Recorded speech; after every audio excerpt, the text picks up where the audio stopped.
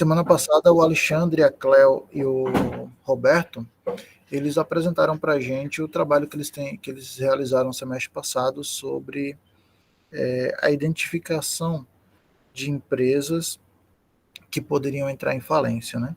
E aí a gente ali participou, todo mundo, dando alguns insights, algumas dicas, né? Eu consegui visualizar nos dados naquele dia também algumas outras coisas que eu não tinha visto semestre passado, e isso demonstra o quanto o trabalho de ciência de dados é um trabalho que de fato ele tem uma parte ali investigativa, de insights, de dedicação sobre os dados, beleza? E aí, como a gente já entendeu o que é regressão, eu espero que todo mundo esteja alinhado com isso, né? Regressão nada mais é do que essa previsão que a gente vai ter sobre um dado numérico, tá?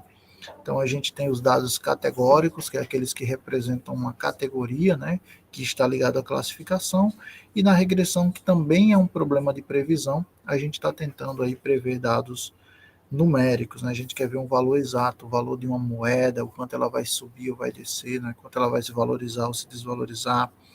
Eu quero identificar a nota de um aluno, né, em relação ao desempenho dele, ao comportamento, aos dados socioeconômicos, mas a nota especificamente, né, que seria 7,5, 8, 9, enfim, tá?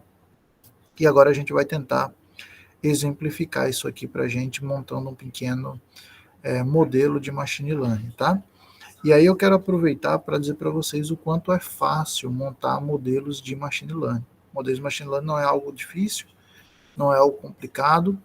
Com 3, 4 linhas a gente consegue montar já um modelo de machine learning. E de fato a expertise do cientista de dados ele não está na busca da implementação do modelo, mas nesse caso ela está justamente na reflexão sobre quais hiperparâmetros vão dar mais performance, por que o modelo não foi tão assertivo, por que ele foi assertivo e coisas do tipo, beleza? Eu vou montar aqui como se eu não soubesse de nada de ciência de dados, né, tivesse começando aí recentemente, e como que a gente busca, como que a gente entende o código, como que a gente entende um pouquinho de Python nesse processo todo, tá? Qualquer dúvida, vocês têm aí a liberdade para interromper e realizar qualquer pergunta, tá bom? Então, eu vou compartilhar aqui minha tela.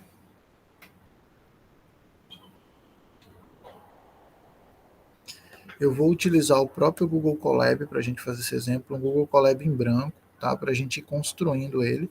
Não vai ficar bonito, eu não tenho muito esse cuidado assim de colocar as coisas bonitinho, arrumadinho, mas vou tentar no, no melhor que eu conseguir aqui, de deixar ele relativamente organizado para que a gente compreenda, tá? Então aqui eu já abri aqui uma aba do Google Colab, beleza? E aqui a gente vai criar um novo notebook, tá? Quem quiser ir acompanhando pode ficar à vontade, se precisar que pare, a gente retoma, tá? Novo notebook aqui. Vamos aguardar aí a internet nos ajudar. Aqui eu ainda estou utilizando o Colab Pro até o final do mês, né, que eu adquiri para a dissertação do mestrado. E aí, como eu já defendi, estou terminando apenas de corrigir o documento, ainda está aqui até o final do mês, mas depois eu vou ficar com o Colab normal igual a todo mundo. E aqui a gente vai nomear aqui AIDA, exemplo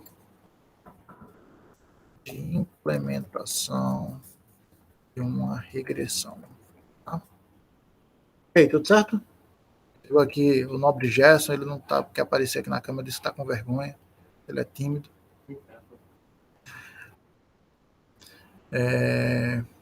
Beleza, então aqui a gente tem uma implementação de uma regressão, vai ser o nosso documento, tá? Eu não vou compartilhar agora, porque pode ser que alguém entre aí e acabe bugando aqui, porque o Colab Pro, o Colab de maneira geral, ainda não funciona tão bem quanto as outras ferramentas do Google em termos de sincronização, né? Às vezes você digita um código, eu digito o código e ele cria duas versões do arquivo em memória. E fica ruim, né? Então, mas depois eu terminar aqui, eu compartilho com vocês. Eu costumo fazer sempre o seguinte, tá? Eu vou colocar aqui, mas não vou escrever. Eu geralmente faço aqui um título 1, uma seção, onde eu falo aqui sobre a base. Beleza? Sobre a base de dados. E aqui eu coloco uma descrição da base, das variáveis, se for o caso, e tudo mais. Como eu não vou colocar nada aqui, eu vou utilizar uns lorem y da vida, só para preencher ali, para não ficar feio.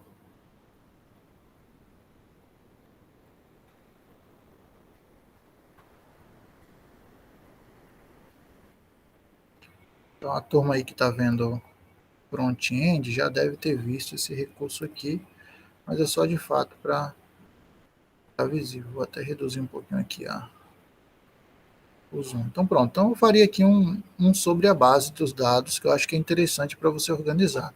Inclusive quando você for postar isso no seu GitHub, tá? Você explicar lá qual é a base de dados que você está trabalhando, tá? Depois a gente pode pegar uma base de dados e fazer uma descrição, mas a priori seria isso. Depois eu coloco outra aqui, que é a parte da importação das bibliotecas. Então eu chamo ela geralmente de preparação do ambiente. Claro, tem N coisas que a gente não vai passar por aqui, tá? Porque existe uma fase ali de pré-processamento, e aí eu dou muita atenção a esse livro que vocês têm acesso aí, de Introdução à Mineração de Dados, Laranjinha. Se eu não estou enganado, é o capítulo 2 e o capítulo 3, que ele trata muito de técnicas de pré-processamento. Na verdade, ele fala o que tem que ser feito, mas ele não diz como tem que ser feito do ponto de vista da programação, né? Mas se você sabe que você tem lá que preencher valores vazios com média ou com mediana, né? Então depois você vai lá no Pandas e procura como é que você faz esse processo, tá? Nesse momento aqui a gente vai pegar uma base que está mais ou menos arrumada, então a gente não vai ter muito problema quanto a isso, tá? Beleza, então eu tenho aqui ó, a preparação do meu ambiente. Tá? Na preparação do meu ambiente, eu vou aqui agora pesquisar aqui. Eu tenho aqui uma Make Regression, o Scikit-learn. Tá? A galera não chegou não. Estou aqui no AIDA. Então aqui, ó, essa Make Regression, o que é isso? Ele vai criar uma regressão para a gente. E aí essa regressão ela vai ter, ó, 100 exemplos e 100 atributos aqui que a gente pode colocar. E ainda vai ter aqui um número de atributos alvos, né? Um número de targets que a gente pode ter. Beleza? Então aí é um cálculo que ele faz, a gente só precisa utilizar essa biblioteca e ela vai funcionar muito bem para a gente. Ela já tira aqui para a gente um X e um Y, tá? Então, olha, quando eu estou aqui no meu... Primeira coisa, a gente já sabe que existe o Scikit-learn, tá? Então não é algo que para vocês devam parecer mais estranho. Scikit-learn, para quem não sabe ainda, para quem ainda não conhece, não teve a oportunidade de ver a gente conversando sobre aqui, nada mais é do que um conjunto de ferramentas, tá? Para a gente implementar aprendizado de máquina em Python, beleza? Ele vai ter aqui basicamente três grandes problemas, né? Classificação, regressão e clusterização. Só que além disso, ele vai ter aqui alguns recursos extras. Redução de dimensionalidades, seleção de modelos, pré-processamento, e tem vários recursos que a gente pode utilizar, tá? Então aí agora o que a gente não sabia, dentro do Scikit-learn, a gente tem um recurso chamado de Make Regression. Eu não sei se tem Make Classification, a gente pode até pesquisar aqui. Scikit-learn, Make Classification, sim. Para que serve isso? Quando você quer apenas demonstrar o funcionamento de um modelo, você pode criar uma base de dados fake. E aí o Make Regression e o Make Classification, ele faz isso, ele cria uma base de dados fake, inclusive que vai funcionar bem, tá? A gente não espera que tenha erro de performance nela não, tá? A gente só vai ver como é que é de fato a implementação, a parte prática do processo. Beleza. Então vamos pegar lá a nossa Make Regression, que é o que a gente quer. Então, basicamente, eu vim aqui no Google, Scikit-learn, Make Regression, que a gente já conhece. A gente pega aqui o primeiro item e a gente vai cair na página da documentação, tá? Se eu falar algumas coisas que alguém não entenda, por favor, me parem, tá, pessoal? Às vezes eu me empolgo aqui, tô alegre com essas coisas e vou falando termos que não é comum à graduação, tá? E aí é normal também, faz parte. Então eu tenho aqui ó, um Scikit-learn o pacote scikit-learn, dentro dele tem o pacote datasets, e dentro ele tem aqui um método chamado makeRegression, uma função para a gente aí que já viu Python chamada makeRegression, onde ela vai criar uma regressão. E tudo isso daqui são os parâmetros, tá? Que tem dentro dessa função. Tem os seus parâmetros e os valores que ele está passando por padrão. Então, se eu não colocar nenhum valor, ele vai criar 100 exemplos com 100 features, tá? Mas eu posso configurar esses valores aqui também, tá? E o retorno dele, ó, ele tem aqui embaixo, ó, returns, tá? O retorno dele é um array de n dimensões, que ele vai me dar um x, então esse x ele vai ter n exemplos, tá? Esses exemplos são a quantidade de linhas. Cada registro é chamado de exemplo. E n features. Features são os atributos, então são as nossas colunas, são as características, tá? E ele também me dá um y. Esse y ele também tem n exemplos e vai ter talvez n targets, tá? Por que n targets? Porque vocês viram aqui em cima, ó, que eu posso configurar o número de targets. Targets é o alvo, né? É a variável que eu desejo prever.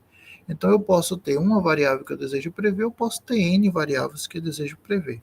Tá? Nesse caso a gente vai trabalhar com uma única variável, que é o comum que a gente encontra aí no mercado. Tá? E aí ele dá aqui embaixo o exemplo. Então, essa estrutura aqui é a estrutura da documentação do scikit-learn, tá? Ele informa o pacote, a implementação do pacote, tem aqui um pequeno informação sobre essa funcionalidade, os parâmetros presentes naquela função, os retornos possíveis daquela função, tá? E aqui um exemplo de código que pode acontecer, tá? Pessoal, vou precisar de um minutinho aqui só para orientar o pessoal que está chegando aqui da turma, tá? Só um minuto.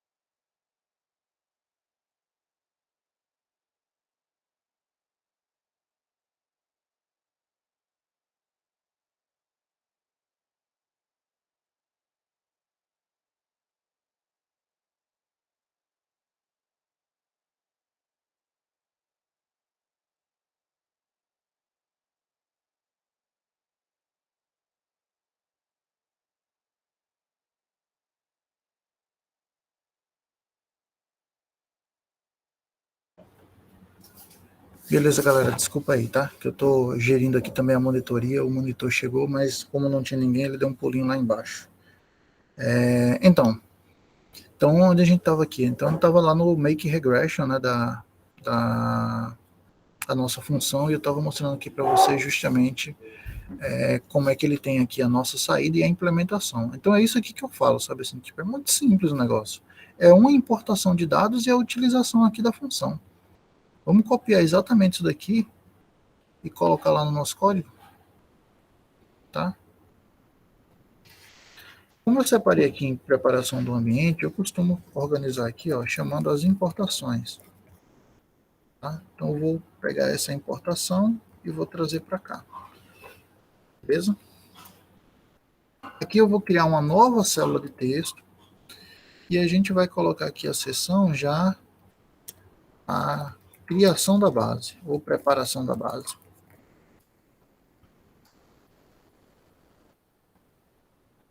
Beleza? Então, a gente tem aqui agora a nossa preparação da base, tá? Nessa preparação da base, essa primeira célula aqui, ela está criando as variáveis preditoras e a saída, tá? Preditoras é aquelas que, através do comportamento, eu quero prever o valor da minha saída, tá? Então, variável de saída, y, tá? Tudo a mesma coisa, tá? E aqui ele está me dando, ó, eu vou pedir aqui para ele 1000 exemplos, tá? E vou pedir para que aqui tenha 10 atributos, beleza? 10 atributos. Beleza, vamos ver o que ele vai rodar para a gente, tá? Então eu tenho aqui que importar a biblioteca, deixa ele instanciar aqui a máquina para a gente.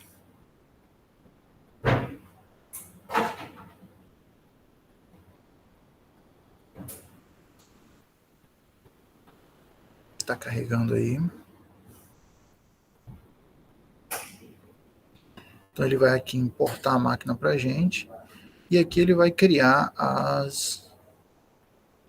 minha base de dados, tá? Como é que eu posso verificar essa base de dados? Bem, vou aqui colocar o X para imprimir.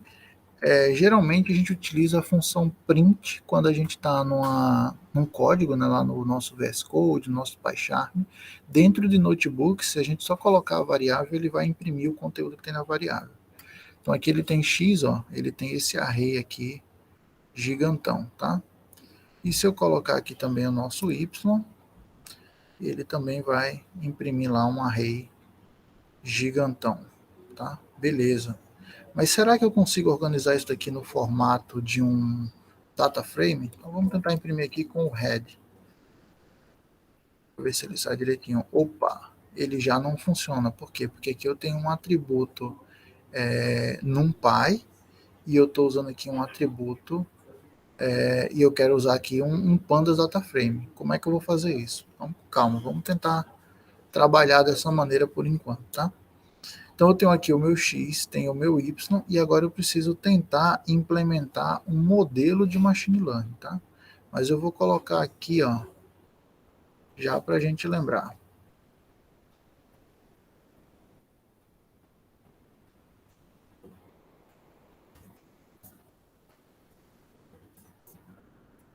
Os valores de X e Y são do tipo NumPy.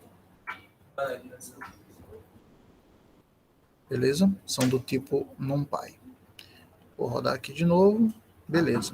Então são do tipo NumPy, tá aqui na manhã. Massa. Vamos tentar criar aqui agora um modelo, tá? Vamos tentar aqui, deixa eu ver um modelo linear regression. Eu vou explicar o que é isso aqui. Em machine learning, cada implementação dessa de um algoritmo, que não é bem um algoritmo, a gente vai chamar de modelo. Então tem um modelo de machine learning que implementa um algoritmo X de regressão. Tá? Nesse caso aqui, eu quero criar um modelo que implemente regressão a partir de uma regressão linear, da implementação de uma regressão linear. Beleza? Mesma coisa aqui, pessoal. sklearn linear regression. Eu já tenho aqui, ó, o meu modelo linear regression. Então a gente vai pegar aqui, vai abrir esse modelo e vamos tentar entender essa documentação.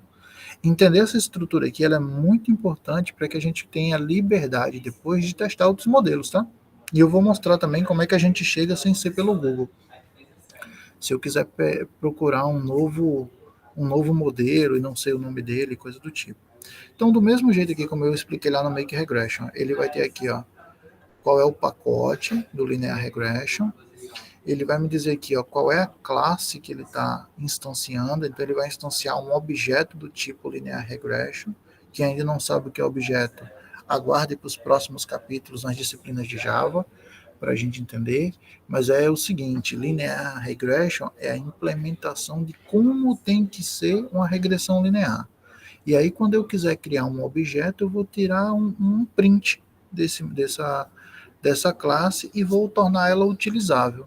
Só que com as configurações, né, que já estão aqui pré-definidas, mas esse valor eu posso mudar de false para true, de none para colocar algum valor e assim sucessivamente. Então eu posso mexer nos valores do hiperparâmetro, tá?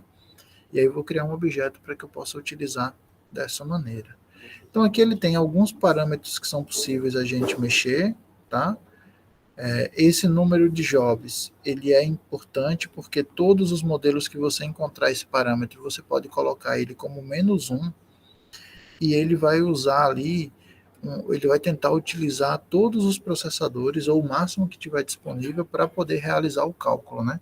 O custo de você implementar uma regressão é sempre muito alto quando a gente fala de custo computacional, do quanto o computador vai processar e quanto ele vai utilizar de memória, né? Então, por isso, se a gente puder utilizar todos os processadores disponíveis, seja do nosso computador pessoal, seja de uma máquina em nuvem, é bom isso, para poder ele conseguir processar de maneira mais performática.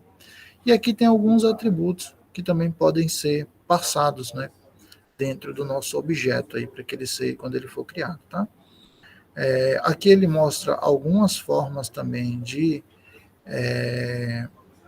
configuração ou de regressão que a gente pode dar uma olhada. E no frigir dos ovos, a gente cai aqui de novo nesse exemplo de como que a gente vai implementar. Então vamos tentar entender aqui o que ele está falando. Isso aqui é código Python, né? É para ser relativamente simples da gente visualizar, apesar da gente não entender tudo. Então bora ver aqui, ó. Então ele está importando aqui o NumPy e está importando a biblioteca do Linear Regression. Por partes, a primeira coisa é, se eu vou utilizar o Linear Regression, eu vou copiar essa linha aqui de importação e vou colocar lá no meu código aqui na parte de importação. Beleza, então agora eu tenho aqui o Make Regression e o modelo que eu vou utilizar. No X, ele pede aqui para mim, ó, ele cria um array do NumPy. Então, esse NumPy aqui nada mais é do que uma biblioteca matemática que serve para calcular N coisas, logaritmo, seno, cosseno, tá? Então ele tem diversos cálculos, inclusive cálculos mais complexos, que estão presentes nele que a gente pode utilizar, tá? Nesse caso aqui, ele está sendo utilizado apenas para criar um array, um vetor, uma lista, como vocês queiram chamar neste momento, tá? Mas aqui, ó, nada mais é, a gente viu isso aí na aula do P1, né? Uma lista de outras listas, tá? Que ele está colocando aí no formato de um array NumPy. Sempre que eu quiser realizar processamento matemático com números, tá? O NumPy ele é mais performático do que qualquer outro tipo de cálculo, tá? Inclusive o próprio Python. Ele tem algo dentro da engine dele que consegue deixar ele mais performático para cálculo. Inclusive, o próprio Pandas utiliza o NumPy por baixo para realizar alguns processamentos matemáticos. Beleza. Aqui ele vai realizar um tipo de cálculo utilizando como base o próprio valor de x para que ele possa criar os valores de y, né? Para dar uma diferença, para ver um comportamento diferente. Então aqui basicamente a gente vai usar, pessoal, o nosso x e nosso y para instanciar o nosso linear regression, porque esse valor aqui a gente já está pronto lá que a gente fez com o make regression. E esse valor aqui, do mesmo jeito, também já está pronto lá que a gente fez com o nosso make regression. Então vamos implementar aqui, ó, a nossa regressão linear. Então eu vou copiar esses valores, todos esses valores aqui, ó, tá? E vou levar lá para a gente organizar no nosso, na nossa regressão linear. Então aqui eu vou colocar regressão linear, instanciação, beleza? Vou tirar isso daqui, vou abrir novamente aqui nosso código. Aqui eu vou ter o score, com certeza vai dar um score alto, tá? Porque a gente não está dividindo, por exemplo, em treino e teste, nada disso. A gente só está vendo a implementação dele, como é que tem que ser feito, né? Coeficiente de determinação, acredito que é isso aqui. Esse intercept não precisa. E aqui a gente vai ver uma forma de predict. Tá? Uma forma de predict. Beleza, vamos ver aqui o que vai rolar para a gente. Primeira coisa, eu vou voltar a minha importação, porque eu importei aqui o linear regression, tá? Aqui também eu vou criar uma célula de texto, que vai ser os meus modelos de machine learning, tá? Ok. Vou rodar novamente aqui para ele criar novos valores de X e valores de Y. E aí, tudo bom? Estamos no AIDA. Esqueceu, né? Esqueci. Tranquilo, o pessoal está dando monitoria lá atrás. Pode ir lá ajudar ele se quiser. Eu estou gravando aqui, depois eu disponibilizo. E aqui, ó, depois que a gente criou as features, a gente tem aqui, ó, 10 features, tá? Então isso aqui é uma coisa que a gente vai ter que guardar e 1000 exemplos. Então ele vai estar aqui treinando para a gente, vamos lá, ó. Linear Regression, Fit, beleza. Então aqui o que ele está fazendo? A gente está juntando duas coisinhas juntos, tá? Vamos separar aqui para ficar bem fácil. Aqui ele vai instanciar o Linear Regression e vai guardar nesse reg. Depois eu vou pegar o mesmo reg e guardar nele o próprio instanciação.fit. Tá? O que é o fit, galera? O fit é o treinamento. O nosso modelo, ele não sabe de nada, ele começa zerado. Como é que ele vai aprender que quando der um conjunto de dados, a resposta tem que ser X, A, B, sei lá o quê? Quando der outro conjunto de dados, a resposta tem que ser Z, Y, N, sei lá o quê, tá? Ele não sabe. Então a gente tem que dar para ele, ó, os valores de X e o valor de Y. Aí ele vai funcionar. Beleza? Vamos rodar isso daqui. Então ele fez a instanciação e fez o treinamento. Agora é que a gente vai ver, passando os mesmos valores de X e Y, se ele teve um bom score, né? Teve um bom aprendizado. Opa, ele teve aqui, ó, 99% de aprendizado. 0,99 nesse caso aí significa que ele acertou 99% das vezes nos valores que ele tinha treinado. Ou seja, o nosso modelo não está viciado. Porque se eu dei os dados, é como se eu fizesse o seguinte, ó, lê esse texto, aí depois voltei para você com o mesmo texto e fiz duas perguntas sobre o texto. O que eu espero é que você acerte, né? Se eu acabei de te mostrar o texto e depois te fiz uma pergunta, a ideia é que você até acerte porque foi sobre o mesmo texto. Massa? Digam massa. Ninguém fala massa aqui, né? Beleza. Isso daqui foram os coeficientes que eles tiraram, tá? Dos cálculos que ele fez aí dentro da regressão para cada atributo, beleza? E aqui seria a ideia de um predict, tá? Só que o nosso conjunto de dados ele tem mais variáveis. Ele está reclamando aqui porque a gente não passou o NumPy, import NumPy as NP. Vamos carregar de novo e agora ele vai parar de reclamar. Então, se ele tem um conjunto de 10 atributos, se eu não estiver errado, a gente tem que colocar mais alguns atributos aqui para ele funcionar. 5, 10, 5. Eu estou contando os números e lendo os números ao mesmo tempo. 3, 6. Vamos repetir aqui de novo. E repetir esse aqui de novo. Professor, uma dúvida. Esse score está relacionado à acurácia do... Reunião. Então, tá aqui, ó. 3, 6, 9, 10. Vamos ver. Nada? Professor? Então, aqui qual é a ideia, pessoal? É que com esse conjunto de dados aqui, ele possa me dar um valor previsto, com base no que ele aprendeu. Porque a ideia do machine learning que a gente aprende muito nesses cursos aí é o seguinte, é a gente gerar um modelo. Sim, mas depois que o modelo está pronto, o que é que você faz? Como é que eu vou prever lá se eu vou investir na bolsa ou se eu não vou investir na bolsa? Se o valor de uma ação vai cair ou vai subir? É com esse recurso aqui chamado predict. Vê que eu estou utilizando a mesma variável aqui, o reg, tá vendo? Que ele foi treinado aqui em cima. Vamos até colocar aqui, ó. Treinamento do modelo. E com base nesse treinamento ele vai me dar uma resposta aqui embaixo. Vamos ver se é isso aqui mesmo. Toda vez eu bagunço. Exatamente isso. Ó.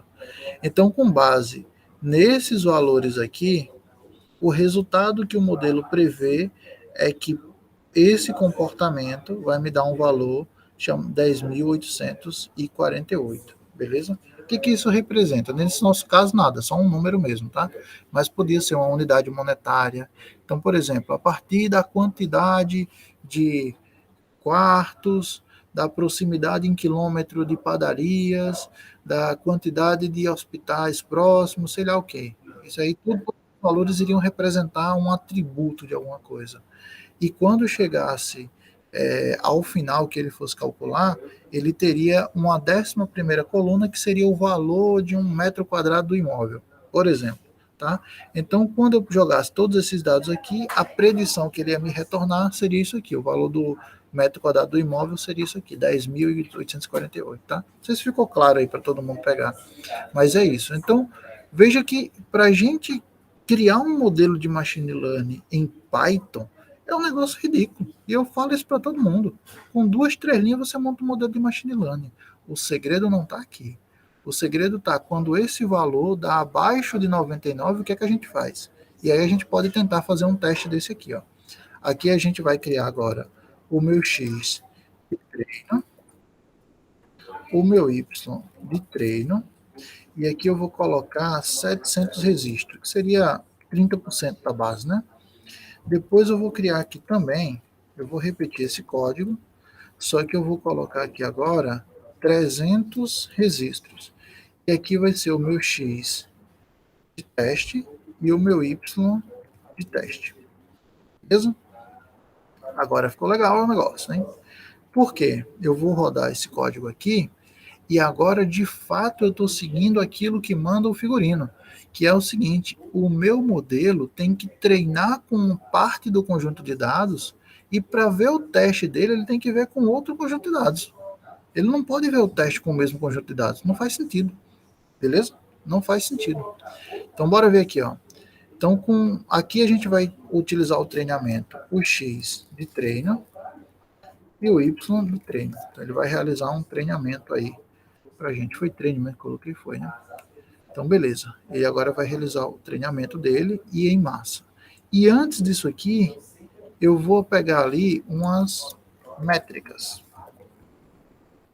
Tá? Vou pegar uma métrica ali, que vai representar esse score também, que vai representar essas coisas que a gente está vendo. Só para a gente ampliar aqui, a gente vai aqui no sklearn metrics. A gente vai ver aqui as métricas, tá? Aqui a gente acho que viu na semana passada ou uma das semanas anteriores, não lembro. Então aqui nas nossas métricas, pessoal, ele vai me dar aqui uma tabela, tá? Isso aqui depois vocês podem ler, mas aqui ele vai me dar uma tabela que ele me dá o scoring, qual é a função e um comentário. E aí ele abre aqui para classificação. Se eu rodar um pouquinho para baixo, ele me dá para clusterização e aqui para regressão. É o que a gente quer, que é o que a gente está trabalhando, tá? Tem várias métricas aqui, para você aprender sobre elas, tem que ler, tem que estudar, tem que procurar artigos acadêmicos sobre isso. Vamos focar aqui numa que é padrão, que é o R2, tá? O R2 é o percentual de acerto que eu tenho sobre uma base de dados que foi treinada. E aí vamos ler aqui para baixo, eu já vou pular aqui direto para o nosso código, para a gente ver como que funciona o R2. Ó. O R2 ele vai ter essa importação, a gente já vai copiar aqui e colocar para lá nossa importação. Vou colocar aqui, ó. Vou rodar de novo essa célula antes que eu esqueça, tá? E aqui em métricas, agora a gente vai ler o R2, entender o que ele está falando e vai trazer para cá o que a gente precisa. Isso daqui são os dados, tá? Então ele tem aqui o Y, que é o valor verdadeiro, e ele tem o Y predito. O que é o Y predito? São os valores que representam a predição do meu X, é o resultado do meu X. E aí eu vou copiar essa partezinha para cá, para a gente utilizar daqui a pouquinho, e vou tentar fazê-los entender o seguinte. Quando eu coloquei esses valores aqui, ó, ele me resultou, ó, predict, ele me resultou numa predição. Isso quer dizer que se eu repetir aqui, ó, isso aqui 3 vezes, ele tem que me dar 3 predições. Se está certo ou errado, não importa nesse momento, mas ele tem que me dar 3 predições. Então, ó, ele está me dando aqui 3 valores de predição, tá? São iguais, né? Porque os valores que eu coloquei aqui são iguais. Então, o meu Y predito nada mais é do que eu pegar o meu X de treino e colocar num valor de predição. Então, vamos preparar isso aqui, ó. Eu vou pegar aqui, ó, o meu Y predito nada mais é do que o resultado do meu modelo que já foi treinado com um predict, com uma predição do meu X de teste. Porque agora eu não quero mais utilizar o valor, ou seja, o texto que o meu modelo conhece. Eu quero utilizar um outro texto para saber se ele aprendeu. Então eu vou guardar isso aqui, ó. Meu Y predito. Beleza?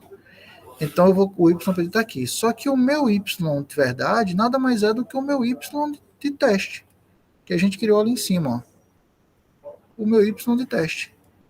Então eu tenho o valor real e tenho o valor que ele prediz. Será que ele acertou? Não sei. Vamos rodar aqui, ó. Quando eu rodo, opa! Agora o meu modelo foi fraco, hein? Por quê? Ele aprendeu com base nos valores de treinamento, aqueles 700 valores que a gente colocou, mas quando foi para testar se ele estava sendo funcional, se ele estava válido, ele só acertou 69% das vezes. Então, dos meus 300 registros, ele só acertou corretamente o valor 69% das vezes. Beleza?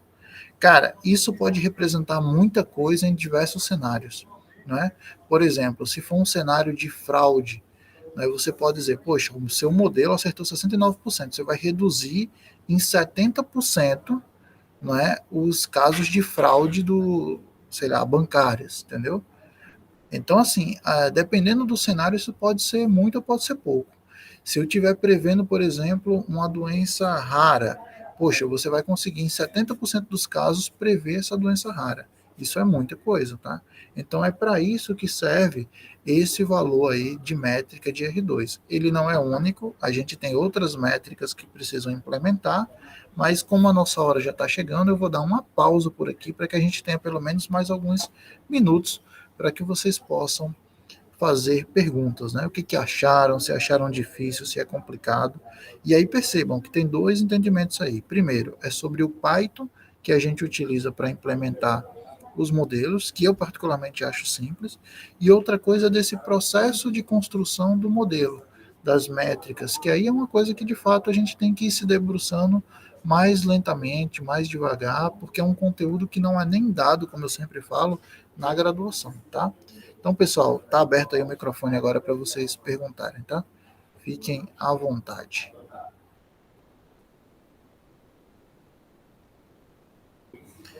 Manda ver aí, Professor, Alexandre. a minha dúvida é a seguinte, com relação aquele score é basicamente a acurácia dos dados, é isso? Repete aí que meu áudio estava desligado aqui, eu não escutei nadinha. Com relação, professor, ao score, é, é, o score que foi produzido aí, que estava no código, ele tem alguma relação com a acurácia dos dados?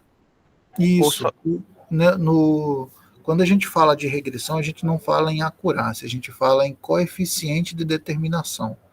Então, nesse caso aí, é aquele R2. O score vai ser exatamente o R2. Para a gente lá na classificação seria a ideia de acurácia, né? O quanto que ele consegue acertar. É isso mesmo. beleza, valeu. Tranquilo. Mais dúvida, pessoal?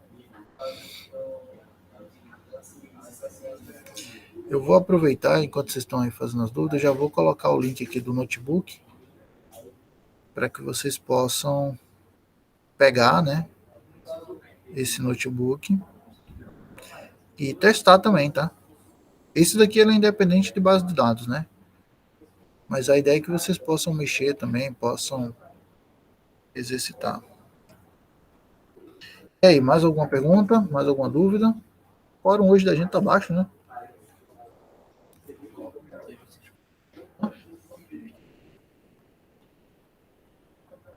Tá, só um segundo aqui, que agora eu abri coisa demais.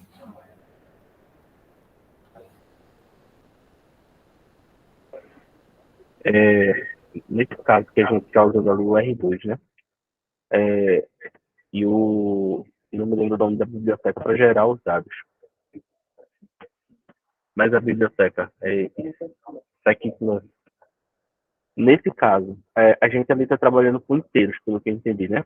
Então fez uma. A gente consegue fazer alguma coisa, como é que eu posso dizer? Com essa mesma biblioteca, com essa mesma estrutura, a gente pode pegar alguma coisa nossa, que a gente tem algum dado e tal, e fazer esse tipo de experimentação. Você pergunta, aí, o R2 ali, no caso, para verificar o score, é um algoritmo de verificação de score. Existem outros algoritmos, sei lá, qualquer um é adotado, qualquer um pode ser validado ou é utilizado. A gente tem algumas implementações. Pergunta bem legal. O Gerson sempre aperta aqui o negócio. Então, o R2 aqui é o algoritmo, não é o algoritmo, né? É o cálculo padrão para a gente verificar assertividades em modelos de regressão. E as outras métricas que a gente vai utilizar é a medida de erro. O que é mais importante na regressão? É que o comportamento dos dados siga dos dados preditos siga o mesmo comportamento dos dados que são reais, né? Então, se a gente percebe que o modelo, a construção do modelo, ela segue esse processo, né? Ou seja, o comportamento do meu x, do meu y real é igual ao do meu y predito, mesmo que não seja exato, isso já é um bom sinal. Então, eu posso pegar esse modelo e colocar ele em produção para que ele preveja dados, porque ele vai manter esse comportamento. Mas o que vai dizer a precisão do meu dado? Não é só o R2, é também a medida de erro. Quanto que é o erro? Porque é muito difícil a gente acreditar que vai ter um modelo de regressão que ele tenha 90%, 95% de assertividade. Então, se ele não vai ter assertividade, eu tenho que calcular qual é a distância daquele pontinho, ou seja, daquele meu dado, que é o erro que saiu um pouquinho da minha linha, em relação à linha média. Entendeu? Quanto maior esse erro, pior é meu modelo, né? Ou seja, não é só assertividade, mas eu tive um erro também que foi largo, e quanto menor o erro, melhor. Então, geralmente, a gente vai utilizar lá naquele Metrics, tu tá aqui, tu vai conseguir ver, eu vou ter aqui, por exemplo, ó, o minha absolute erro, o mean square de erro e o root mean square de erro. Aí cada um desses erros tem uma forma de implementação diferente, não de implementação técnica, né, mas de cálculo diferente, para ele me dar essa distância de erro, ou no valor absoluto, ou numa escala que me permita adaptar isso. Então a gente tem que verificar pelo menos esses 4 valores dentro do modelo para poder identificar que de fato ele está sendo performático. Tá? Mas seria isso. Mas se eu quiser testar com outros dados meus, é do mesmo jeito. Eu vou separar X e Y e colocar para treinar. E aí existe uma outra funcionalidade que é o Train Test Split, que é um método que a gente utiliza para poder dividir em treino e teste quando eu uso uma base do Pandas, né? Aí é bem mais prático do que isso que a gente fez aqui no Mac Regression. Beleza?